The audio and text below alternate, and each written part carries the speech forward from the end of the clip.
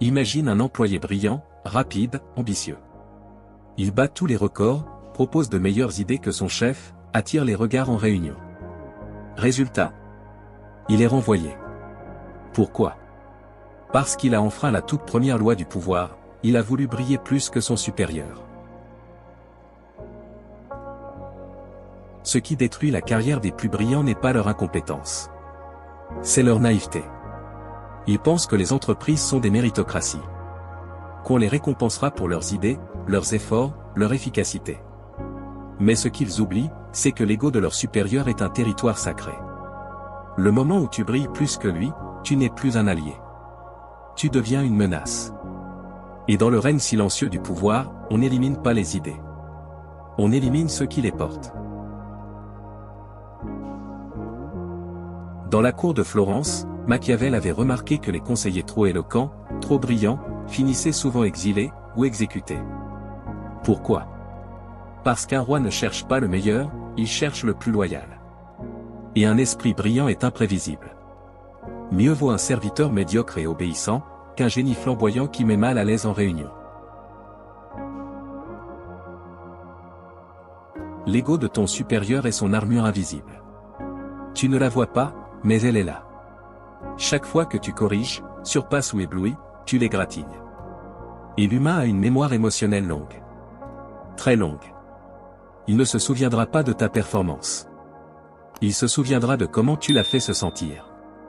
Inférieur. Menacé. Remis en question. Ceux qui survivent dans les grandes structures savent une chose. Il faut briller, mais toujours en reflétant la lumière de ton supérieur. Sois la lampe. Laisse-le être l'ampoule. Tu veux proposer une idée? Propose-la comme si c'était la sienne. Tu veux corriger une erreur? Commence par souligner son intuition. Tu veux progresser vite? Fais-le en le faisant grandir avec toi. Tu crois que si tu te donnes à 200%, on te récompensera. Mais dans le monde réel, l'excès de talent est souvent vu comme de l'arrogance masquée. Et ça dérange.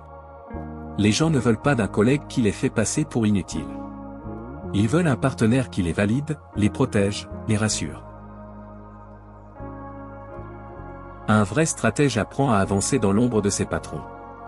Il ne cherche pas à prendre leur place. Il les laisse croire que c'est grâce à eux qu'ils progressent. C'est contre-intuitif. Mais redoutablement efficace. Tu montes, sans jamais qu'ils sentent que tu les dépasses. Aujourd'hui, on apprend aux jeunes à s'exprimer, s'imposer, prendre leur place. Mais dans le monde réel, celui du pouvoir silencieux, on progresse en devenant indispensable, pas visible. Celui qui s'impose sans comprendre les dynamiques invisibles devient vite remplacé. Ne brille pas, fais briller. C'est le plus vieux code des anciens empires, les rois détestaient les héros populaires. Dans ton entreprise, ton supérieur est le roi. Sois son conseiller loyal, pas son rival silencieux. Tu veux grimper? Alors apprends à doser ton éclat. Brille juste assez pour être remarqué. Mais jamais au point d'éblouir celui qui signe ta promotion. Parce que dans l'arène du pouvoir, ceux qui brillent trop fort finissent toujours brûlés.